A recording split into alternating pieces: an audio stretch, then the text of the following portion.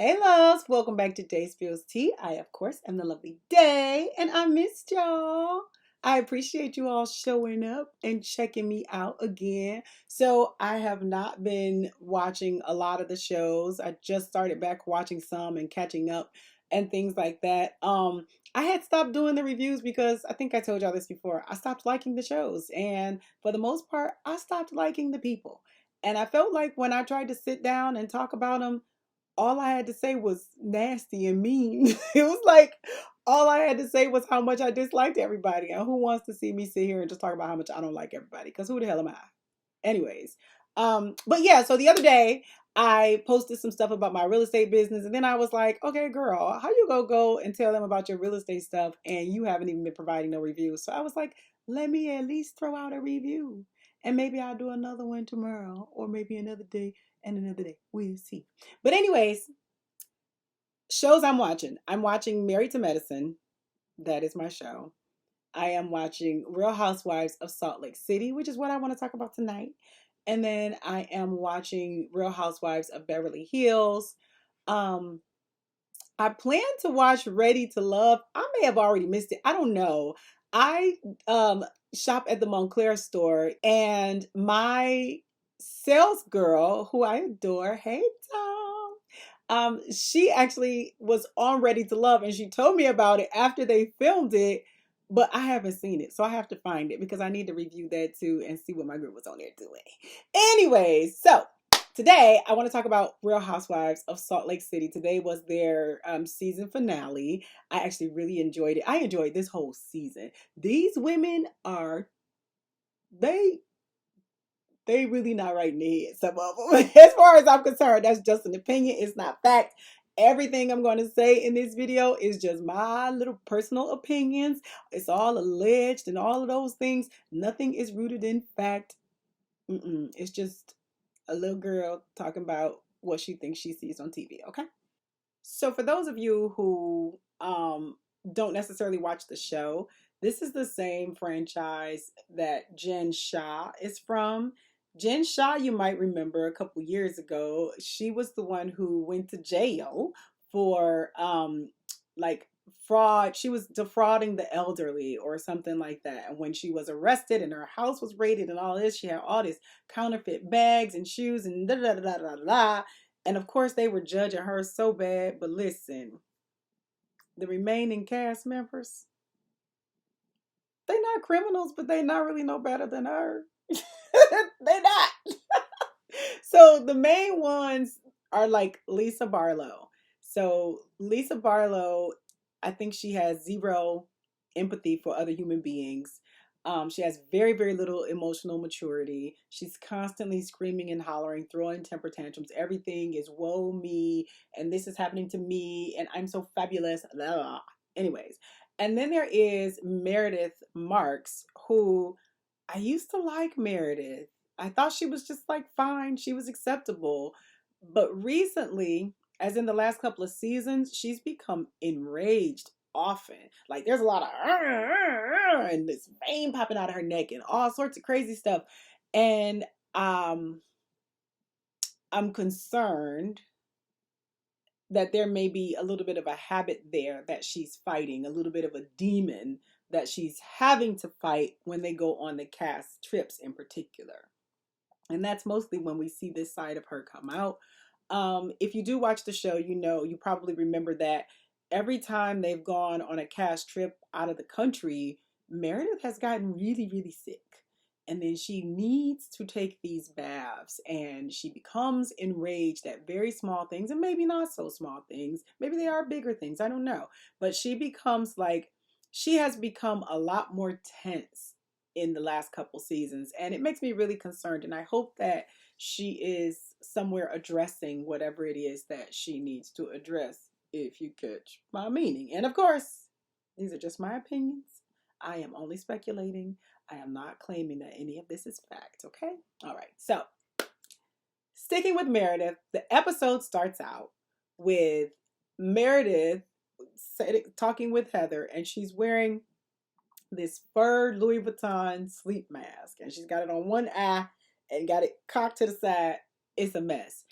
And the way she looks in this scene, the way she looks mentally, is kind of how I've seen her the last season or two. Like she has really seemed unwell. Um, and it's just not been getting any better. And it did not get any better throughout the entire season. Anyway, so she's sitting there and she's saying that she's wearing this on her eye because she woke up with a scratched cornea or something like that, because the night before she was screaming and hollering and probably flailing her hands and a bunch of this, all of that kind of stuff. So whatever, it's a mess. So she is convinced that Brittany, who I also can't stand, has placed a recording device in her room. And so she has Heather in there searching under lampshades and behind the bed and under the pillows and under the table to look for recording devices. And she thinks that Heather is such a good friend and Heather is in on this with me. Honey, Heather is making fun of you. Heather is making damn good TV, making a fool of you. Because nobody thinks this lady has been in your room and planted any recording device. Okay? Anyways, so um the ladies decide that they're going to host a Lisa tribute party where they all dress up like and pretend to be Lisa Barlow. I thought it was cute. Probably go over much better with a group of women who respect each other. Just a thought. Bronwyn gets up and does an impersonation of Lisa. I thought it was really cute and funny. Whitney gets up and does an impersonation of Lisa, and Whitney she likes to just scratch and poke and pinch and just raise hell. And she did just that. And Lisa fell for it. So she wears her tags on the outside of her clothes and says that's because she has to take them back after this. And that was her way of introducing the idea that Lisa is fake, as if she is not fake. Okay, girl. Anyways, with her line sell, because we know, listen, Whitney she be telling some stories. Anyways, so Lisa, of course, she has very little emotional maturity, so she flies off the handle. And I thought this time it was a little further than usual. Like, she told Whitney to take off that wig because you could never be me. You could never have a business like me. You could never have ethics like me. And I'm like, did she say ethics? When did ethics enter the building? Because not with little Miss Lisa Barlow. I don't necessarily see that. My personal opinion. Anyways, but then she proceeds to tell Whitney that I'm going to sue you for everything you got and take your new house. And I was like, oh my, this is not reality TV fighting. This lady is serious. She is undone. She is serious. And I thought that Bravo had like something in their contract to where cast members couldn't sue each other. But maybe that's a thing of the past, because it sounds like Lisa, we all know she got 8, 9, 10 lawyers on speed dial. But it sounds like she is planning to unleash on little Miss Whitney. So Whitney better quit playing them games. She's starting to pot with the wrong one, because Lisa will sue. And it sounds like that's exactly what she intends to do, which was really, really surprising to me. But then, of course, Brittany decides to open her mouth and chime in. Girl, why? Why are you talking? She is so irritating. I don't know why she's here. She's constantly trying to take attention from everybody else with nothing to offer the conversations. She's just really annoying. And so in that moment, Mary and I are one. We're just both like, shut up. Of course, that makes her cry. So she runs off to go cry because, her feelings are now hurt. And she says Meredith told her she was vile and she'll never get over it. Girl, you don't even hardly know Meredith. Why is what Meredith said about you something you'll never get over? Please stop being a professional victim. That is really, really irritating. Anyways, Angie K goes off to check on her, which I thought was nice. But Mary was not playing. She did not like that at all. She's like, that girl already don't like me, and then you're going to go chase after her. And I felt like that was really childish and immature. How are you going to be mad at your friend for trying to be a decent human being? Even if you don't like the girl, Angie's goal is simply to be a decent, kind-hearted, empathetic human being. And I think we all can do that, right? Pastor? So afterward, they go horseback riding. And I don't know what was going on with these horses. These horses were crazy. Meredith's horse seemed like it just didn't like her. It just didn't want to be bothered with this lady, whatever. Anyways, Bronwyn's horse had me really concerned for her because it was whatever it was doing, that herky jerky movement, it just didn't really seem safe. Anyways, my sisters and I went to that same location this past summer. We went to Puerto Vallarta. We weren't at that same resort. We ain't coming like that. But we had a wonderful time, and we did horses on the beach too. We had these little tiny baby horses. Now I'm 5'5", so mine was fine. My sister is 6 foot, and so her little tiny baby horse, her feet was damn near dragging on the ground. But at least our horses were well behaved, and they wasn't doing none of that crazy stuff that Bronwyn and Meredith's horses were doing. Anyways, so after the horseback riding, the ladies go to dinner. And the dinner was really, really touching to me when it came to Mary and Angie. So Angie said something to Mary, and they've been building this friendship over the last couple years. And Mary ignored her. It was so childish, and I felt like it was just so mean and rude. And so Angie wasn't really sure if she was flat out ignoring her. And Mary basically confirmed, yeah, I'm mad. And you saw Angie's face sink. You saw her feelings legit be hurt by this. And it made me shed a little thug tear, for real, because I liked that although Mary in that moment was completely writing Angie off and she didn't want to really hear anything Angie had to say, Angie, as her true friend, knew what she needed to say in order to get her friend to come back and listen to her. And I think that that's a really, really good sign of true friendship. When you know how to speak their language and make them hear you even when they don't want to, that's when you know you all have a real connection. So I was glad that she was able to do that. And she said, Mary, you changed my life. And I'm thinking, Angie, you changed her life, because this is not the Mary we met a few years ago. Mary has changed. She still has some mean old ways, and she still be saying some crazy off the wall stuff, but she now participates. She's more outgoing. She's more vulnerable. So I really feel like Angie also changed Mary's life, and I'm glad that they have each other. They appear to be the only actual real friends on the show, and I hope that they protect that relationship and don't let this show and other nonsense ruin it, because they seem to be giving each other something that they both need. Yeah. So Mary told us about her abandonment issues, how her father left, and how her mother cut her off. If I remember correctly, her mother cut her off because she was given basically the grandmother's empire and the grandmother's husband. But she said her father left and said that he didn't like her. And I couldn't really tell if she was saying that he had said that before he left, or was she saying that he told her mother that that was why he was leaving? I pray to God it wasn't that was why he was leaving. But she said he didn't like her because she spoke her mind. She was 6. How much could she have been saying at 6? I don't know, but my heart goes out to any little kid who, your parent just flat out says they don't like you and then abandon you. Anyway, so I definitely feel bad for Mary as far as that goes. But of course, the conversation between Angie and Mary opened the door for other people to share things that was hurting them and try to heal, right? So Meredith comes to the floor with saying that Whitney this whole time has been saying that this blogger has proof that Lisa is the one who spread the rumors about her selling the Alibaba jewelry. And Meredith says this same blogger, which I think it's Up and Adam, I'm not sure, told her that none of that was true and that he never gave her any proof because he ain't have any proof, because Whitney be lying. She be lying to just get stuff started. That's her little thing. It's just lying to get stuff started. Anyways, so of course they have some words.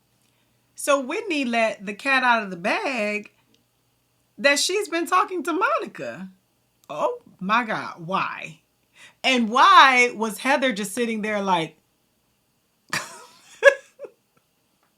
Heather, girl, please. I'm screaming at the TV like, Heather, close your mouth. A mess. But yeah, so Whitney has been talking to Monica as if Monica is a reliable credible source, and she said that the reason she was talking to Monica was because she was desperate. Ma'am, what were you desperate for? You were desperate for receipts, desperate for proof, desperate to prove something about Lisa. Like, why is that important to you? I swear I don't ever want to be at a point in my life to where I am desperate to prove something about another chick, where I'm desperate to change some other chick's image of me. Get a life. Like, Whitney really, really needs to get a life. So Heather came up with this idea of the ladies sharing the nastiest thing that they have said about one or the other, giving them the phone and letting them read it aloud so everybody can hear, and then we just burn it and wash it away, which might work well with emotionally mature women, but we're not dealing with emotionally immature women. We are dealing with Real Housewives. And so it started out fine. Mary gave Heather her phone and let her read her thoughts about her. And I am pretty sure that 99% of us who watch the show share the same exact sentiments as Mary when it comes to Heather. Season 1, she was pretty much a fan favorite. And then it just went down and down and down. She started losing weight. She started acting different. She got more fame. She started acting different. And not that people can't enjoy their new successes, but Heather, to me, just started coming off as just mean and nasty. And like she was just often trying to provoke a fight. I felt like the stuff with her and Bronwyn earlier this year was so unnecessary. She said Bronwyn was trying to make her sing for her dinner. No, she was trying to clear the air with you before she gets on a flight with you and then spends a week with you in another country.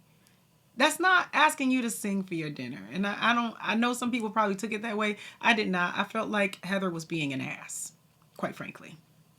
So they start this activity. Heather took it on the chin. She explained herself, and I understood her explanation, but I still think she has become mean. So then next, Brittany. I just knew Brittany was going to chime in, and I was thinking like, I know her stupid self going to chime in. I'm sorry, that's me. But she chimes in and she shares her little note about Mary that nobody cares about, especially Mary doesn't care about. And then Bronwyn says, well, you know what? I might as well go ahead and share my feelings about Brittany. And Bronwyn, I pretty much feel like the things she had to say were fairly accurate from what we have seen about Brittany. She does appear to want to trauma bond with people. She does appear to put the parental role on her children. She does, I mean, she seems to have a lot of mental and emotional scars that simply have not been addressed. And they need to be, because she just doesn't seem well. Her and Meredith both, they just don't seem mentally well at all to me. They seem to be really, really struggling at all times. And it's actually kind of sad to watch. So then Angie decides to share her feelings on Bronwyn. And to be honest, Bronwyn started to cry and I didn't understand it. Maybe because, so Angie said that Bronwyn married a man who had one foot in the grave and one foot on a banana peel. And I don't know if I probably would not have liked that. Might have made me a little bit sad, but bringing me to tears, probably not. But I do understand that it's probably something she's heard so many times and she's sick of it. So maybe that's what made her emotional. But the rest of what Angie had to say was just regular catty nonsense. Like, I didn't think it really held much significance, but obviously it wounded Bronwyn because she did cry a little bit about it, but then she did accept it and hopefully they'll move on past it. But I don't think any of these ladies is truly going to leave any of this stuff in the past, but that's just my belief. So Heather decides that she's going to go ahead and share her feelings about Whitney. And here is where I was like, I would be severely hurt. And I don't know if Heather and I would have remained friends after that. But Heather said that Whitney was low. She called her, let me see, I have it in my notes. She called Whitney her former bestie, her cousin, her girl. She called her a lowlife, thirsty POS. And then also referred to her as a snake. I don't know that we're going to be friends after that. Now, not that words are so powerful, but if we were friends and I thought that we were really close and you were telling someone that these were your feelings about me, I just don't know. I don't know if I'm getting over that. That's probably, we can be cool. We can be cordial. We can even laugh and have a great old time together. But am I ever going to really see you as my sister girlfriend again? Probably never. Never. They said they were, though. They said that they were kissing and making up and holding hands and all of this, but no, for me that would be a hard pass on a real serious friendship. No. So Whitney, once again, our little fire starter, she shares her thoughts on Lisa. And she includes mention of some chick who claims that she did sexual stuff with Lisa and John. And once again, Lisa, having the emotional intelligence of an ant, she just completely flies off the rails. I can't blame her for being upset. I will be upset too. Don't put my husband's name in none of this BS. Don't be throwing out no rumors about my marriage. But y'all have been on TV long enough to know that there's going to be rumors flying around about all of y'all. And Lisa did not give a damn about what this process was supposed to be, what this activity was. No, all she knew is that she was seeing red, and she hates Whitney with a passion. She just became so completely unhinged, screaming and hollering and just all over the place, a whole entire mess. But then she decides, well, now would be a great time to rope Angie and her husband in and say some obnoxious things about him. So while she's saying she's so mad at Whitney for bringing rumors about her husband to light and to camera, she decides to bring one about Angie and her husband to camera. Because once again, Lisa does not care about anyone. She cannot empathize with other human beings. She just simply doesn't, from what I see. She just only cares about her and her little nuclear family, because there was zero reasons to bring Angie and Sean into it. And she did it not once, but twice. And Angie was about to come over the table and just wear her ass out. And I wouldn't blame her, because why would you say that about my husband out of the blue? Like, you couldn't think of nothing you could say about Justin? It's Whitney. Whitney is the one you're arguing with. But again, Lisa doesn't mind throwing somebody else under the bus or hurting somebody else and their family if it's going to protect her and her image. And it's really, really disgusting. I also didn't like at the end when Bronwyn is saying how gross Lisa is because she threw Angie in there. And it's like, Bronwyn, you were all up Lisa's behind just one episode ago, which is really just one night ago. I didn't like that at all. And I like Bronwyn. So far, I like Bronwyn. I know a lot of people don't. But she wanted to be so close to Lisa and so in with Lisa. And you were just begging for her acceptance, so much so that you threw Angie and Whitney under the bus. And they had been your only allies. But you were willing to completely throw them away because you wanted to be in the good graces of Lisa so bad. You all are adult women. I cannot even begin to fathom at my big old age being so desperate to be in some other chick's good graces. No. Like, what are you... Somebody gonna have to explain that to me, because I don't get it. Anyway, so that was the episode. My thoughts on it. Those of you who popped back in to see your girl after all this time, I really do appreciate you. Thank you so much.